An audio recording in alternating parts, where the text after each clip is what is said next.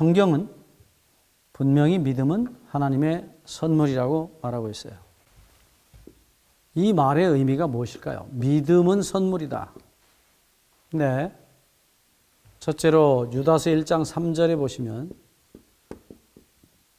단번에 주신 믿음이라는 말이 나와요. 하나님께서 우리에게 단번에 주신 믿음이라고 말해요. 요 믿음, 우리 말은 여기 의하고 도라는 말이 붙어 있어요. 근데 이 말은 본래 말이 없습니다. 그냥 믿음이에요. 단번에 주신 믿음. 그러니까 분명히 성경은 믿음을 주시는 것이라고 말씀하고 있어요. 또 계속해서 신약 성경에만 적어도 3번 이 은사의 표현을 빌리면 무려 4번까지 성경에 기록된 말씀이 나와요. 여기 베드로후서 1장 1절 말씀에도 보시면 이렇게 말하고 있어요. 예수 그리스도의 종과 사도인 시몬 베드로는 우리 하나님과 구주 예수 그리스도의 의를 힘입어 동일하게 보배로운 믿음을 우리와 함께 받은 자들에게 편지하노니. 여기 보면 보배로운 믿음을 우리와 같이 받은 자들이라고 말하고 있어요. 한 말씀을 더 찾아보면 사도행전 17장 31절에 믿을 만한 증거를 주셨다. 예수님을 부활시킴으로 말미암아 믿을 만한 증거. 예, 거기도 믿을 만한 증거가 아니라 그냥 믿음이에요. 믿음을 주셨다. 여기도 주셨다고 표현합니다. 자, 여러분. 거듭거듭 성경은 믿음을 주시는 것이라고 말씀하고 있어요. 왜 이런 얘기가 나왔을까요? 오래전에 제가 일본에 방문한 일이 있습니다. 제가 일본에 방문했을 때 저를 환대해 주셨던 우리 동경 한인교회 목사님이 아침에 신문을 펼쳐 보이시는 것입니다. 이게 무슨 신문인가 여쭤봤더니 제가 일본말을 잘 못해요. 그래서 인사 정도밖에 못합니다. 그래서 어떻게 무슨 사건이냐고 물었더니 사람들이 은행에서 부도나기 직전에 은행에서 돈을 빼가지고 전부 우체국으로 가서 그 예금을 다시 넣는 걸 봤어요. 왜 그러냐 물었더니 그때 당시 일본 경제가 20년 훨씬 전입니다. 그때 당시 일본 경제가 잘 돌아가지 않는다는 것입니다. 이유는 소비를 사람들이 쓰지 않는다는 것입니다. 그래서 일본 분들이 전략하는 정신을 우리가 좀 본받아야 됩니다. 그런데 그렇게 전략하는 건 좋은데 그렇게 할 때 너무 지나치게 전략하면 사람들이 돈을 안 쓰기 때문에 물건을 만드는 공장들이 다 쉬어야 돼요. 참 죄송한 얘기지만 우리 한국 사람들은 빚이 있어도 잘 쓰죠.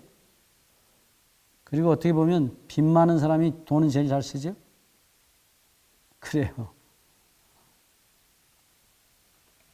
그때 당시 한국 경제 규모가 일본의 10분의 1밖에 안 됐답니다.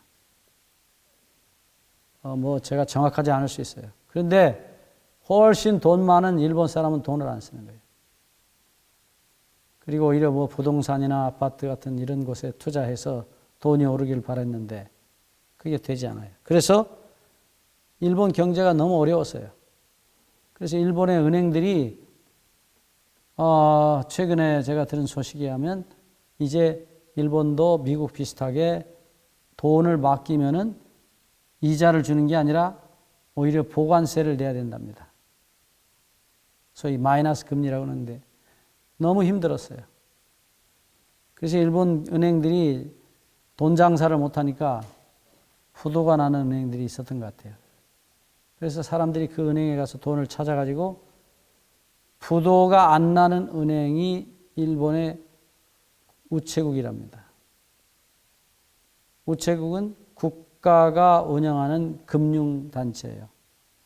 그러니까 국가가 부도가 나지 않는 이상 보장한다는 것입니다. 여러분, 그 이야기가 뭘 말합니까?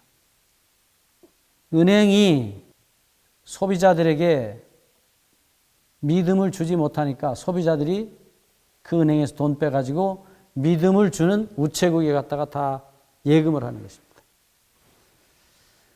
제가 참 개인적인 일에서 죄송하지만 제가 그 얘기를 듣고 와서 저도 돈 저는 거의 아주 적은 돈입니다. 그 돈 몇십만 원이라도 빼가지고 우체국 갔다가 통장 만들어서 거기다 넣었어요. 그랬더니 우체국 통장에 찍어 나오는 것입니다. 요즘도 가끔 찍어 나옵니다. 우체국은 국가가 운영하는 금융기관이므로 절대로 부도날 일이 없습니다. 부도나면 국가가 책임집니다. 그거 써져 있어요. 그러니까 우체국이 나한테 믿음을 주니까 내가 돈을 갖다가 우체국에다 맡긴 거예요. 돈도 아니지만.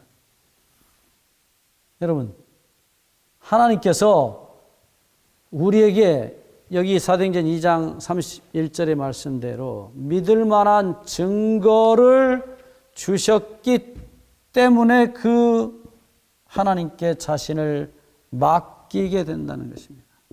곧 믿음입니다. 하나님께서 그런 믿음을 안 주셨으면 우리가 하나님께 자신을 맡길 수 없다는 거예요.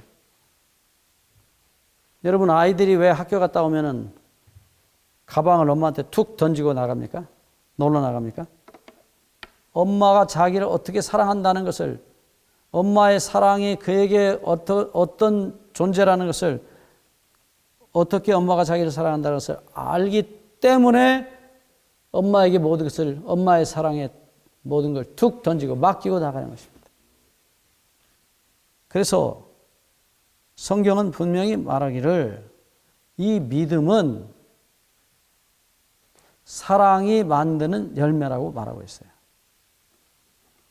그래서 그 유명한 말씀 갈라디아서 5장 6절에 보시면 분명히 말씀합니다. 사랑으로 역사하는 믿음이라고요. 여기 역사한다는 헬라어 동사는 에네르게오입니다. 에네르게오. 지난번에 한번 말씀드렸어요. 이 에네르게오라는 단어는 에너지를 만든다는 뜻이에요. 헬라어에서 에네르기아라는 명사가 영어로 와서 에너지가 돼요. 에너지. 에너지를, 힘을 만들어낸다. 그런 뜻이에요. 여기 믿음이라는 자동차가 있어요. 이 믿음이라는 자동차를 굴러가도록 만드는 것은 기름이에요. 사랑이라는 기름입니다. 사랑이 들어가면 자동차가 앞으로 가는 거예요. 그래서 사랑으로 힘을 만들어내는 믿음이라는 자동차. 기름이 들어가면 믿음이라는 자동차는 굴러가게 돼 있어요. 그런데 이 사랑이 어느 회사에서 나온 사랑이냐? 어느 회사에서 나온 기름이냐? 쌍용 기름이냐? SK 기름이냐? 그 공장이 나와 있어요. 그게 갈라디아서 2장 20절입니다. 거기 두 단어, 사랑과 믿음이라는 두 단어가 같이 있어요. 갈라디아서 2장 20절 우리가 너무나 잘 아는 말씀이죠. 내가 그리스도와 함께 십자가에 못 박혔나니 그런즉 이제는 내가 산 것이 아니요 내 안에 그리스도께서 사신 것이라. 이제 내가 육체 가운데 사는 것은, 자, 이제 거기 주목하셔야 돼요. 나를 사랑하사. 사랑이라는 단어가 분명히 나옵니다. 아가파오라는 동사예요. 나를 사랑하사. 그 다음 나를 위하여 자기 몸을 버리신 하나님의 아들을 믿는 믿음 안에 살 것이다. 그러니까 예수 그리스도 안에 있는 사랑이 나를 위하여 자기 몸을 버리신 그분의 가슴 속에 있는 사랑이 내게 들어와서 그분에게 모든 것을 맡기지 않고는 견딜 수 없는 사랑의 믿음을 예수님이 우리에게 불어넣으실 때에 우리 속에 있는 믿음이라는 자동차가 움직이면서 그 속에 다시 한번 그 사랑의 가슴 속에 자신을 맡기는 믿음이 생겨난다는 것입니다. 제가 늘 하는 얘기지만 여러분, 가정의 모든 문제는 남자에게 있어요. 자, 남자는 하나님 아버지께 사랑을 받아야 돼요. 그래서 그 사랑을 자기 사랑하는 아내와 자녀들에게 줘야 돼요. 그게 질서예요. 그래서 집에 생기는 모든 문제는 아이들에게서 생긴 문제도 아니고 사랑하는 아내에게서 생긴 문제도 아니에요. 남편에게서 생긴 문제예요. 남편이 하나님의 사랑을 순서대로 받아서, 여자가 먼저 받아야 된다면 성경에 그렇게 쓰여져 있겠죠? 그런데 아니요. 분명히 남자는 여자의 머리예요. 순서가 그래요. 높아서 머리가 아니에요. 받아서 전달하는 단체예요. 그래서 사도 바울이 말하기를 남편이 사랑을 못 주면 아내라도 어쩔 수 없다. 가서 하나님 사랑을 받아다가 믿지 않는 남편을 사랑하라. 그렇게 말하는 것입니다. 그런데 여러분, 요즘 세상은 정말 사랑이 없죠? 왜요?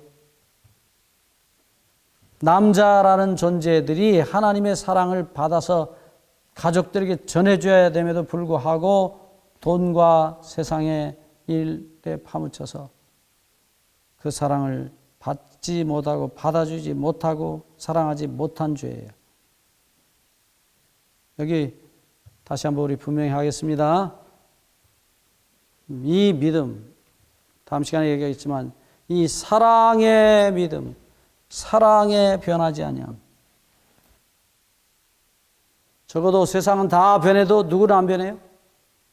예수 그리스도는 변하지 않습니다. 그래서 이 예수 그리스도 안에 있는 믿음으로 말미암아 구원 얻는다고 디모데후서 3장 15절에 말씀하고 있어요. 예수 그리스도 안에 있는 믿음이라고 말하고 있어요. 이 믿음에 대해서 우리 다음 시간에 공부해 보겠습니다. 감사합니다.